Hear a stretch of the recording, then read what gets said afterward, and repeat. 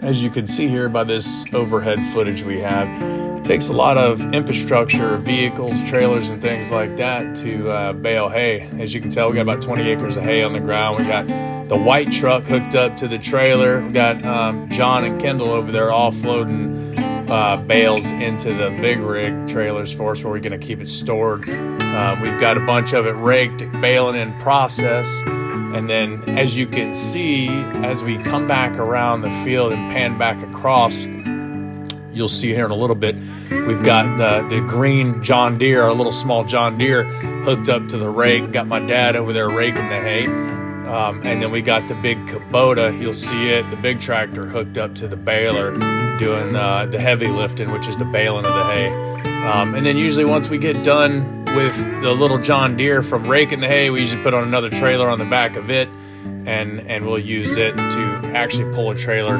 to pick up bales as well, usually with another team of 2 or 3 individuals loading hay. So it takes a lot of people and a lot of time. But anyway, that's it from overhead view.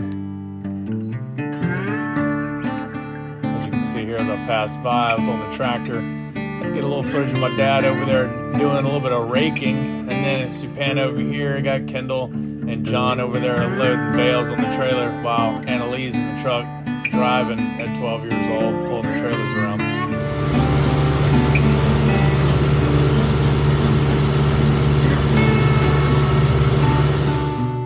It was impressive to me how much that baler shakes that tractor while it's going through its cycle. It's pretty cool to see. Today, my 12-year-old daughter is driving the truck. Mike's working on the clock and baling hay. Hard to juggle, phone calls. Got Johnny over there. Maggie May, she's just looking pretty. Georgia May, I don't know what she's doing. She's over there looking pretty too.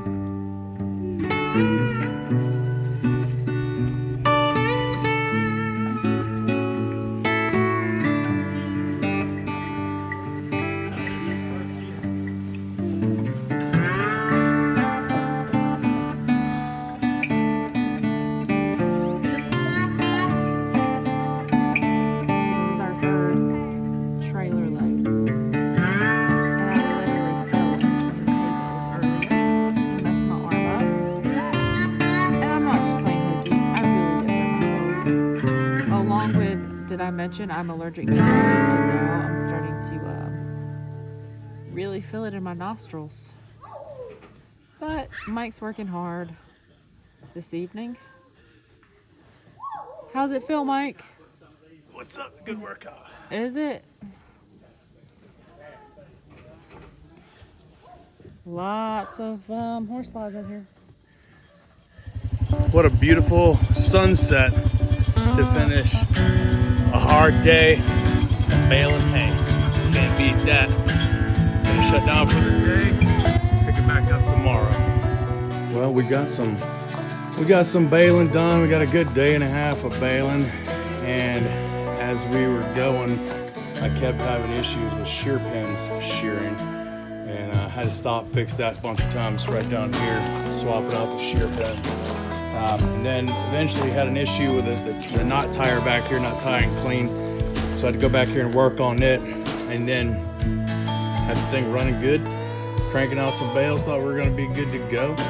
And then, what do you know, this piece right here, that is the knot tire.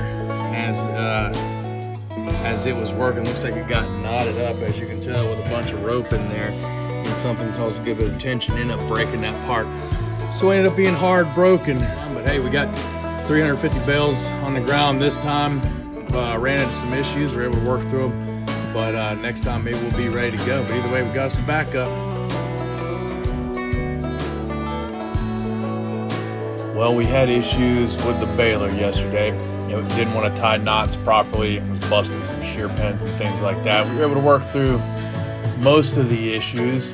But then on day 2, when we started really getting after it again, it started bailing, having issues with the knots again. I ended up fixing that, and then it was going good for a while. Made about 1 revolution around that big 20-acre hayfield, and then ended up having another bale spit out. It wasn't tied up properly, so I stopped, shut down the tractor to check it out, or stopped and killed the PTO of the tractor to check it out.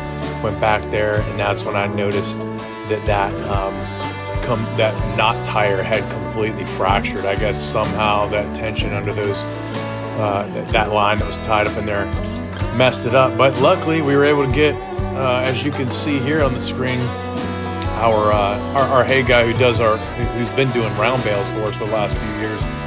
We were able to get him in as a backup, and he's out here, as you can see by this aerial footage here, he's out here baling up the rest of it round bales for us to save the day. So we appreciate Mr. Catrick for what he's doing.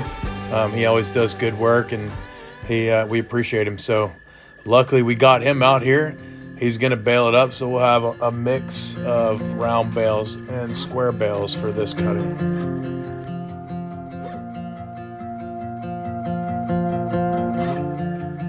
This year was our first year to do square bales, and we did a little practice run last year of a small cutting. Everything went fine. We learned a lot from it this year, though. We learned how to troubleshoot a lot of problems with that square baler, and it's challenging for any of those people out there wanting to get into doing square bales. A lot of people have gotten out of it because of it's hard to find labor to pick up the bales, and the equipment to pick it up with machinery is extremely expensive.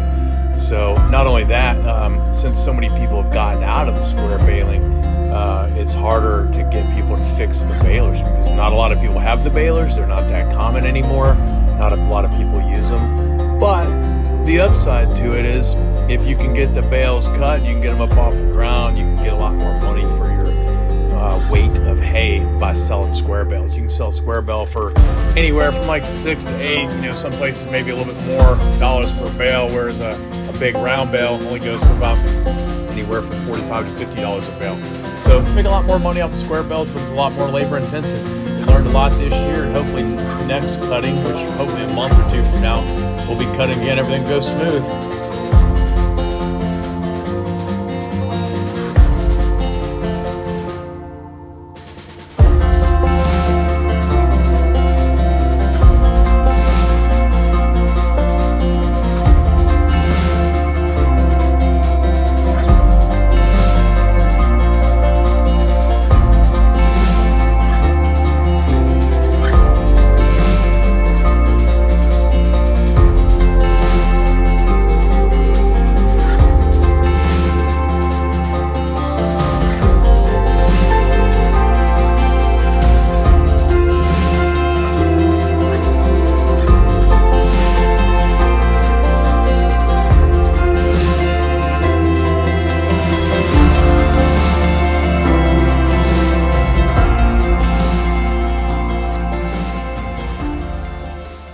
Y'all, I look like a gangster farmer, like a biker gangster farmer. We're currently just stacked 3 rows of this hay. I'm telling you, I got more to go. You can't say you're a farmer unless you start. My allergies are starting to kill me. Emily's driving truck. Papa's breaking the hay. I have a heat stroke. I didn't eat no carbs. I had a kachapa shake, okay? Pray for me.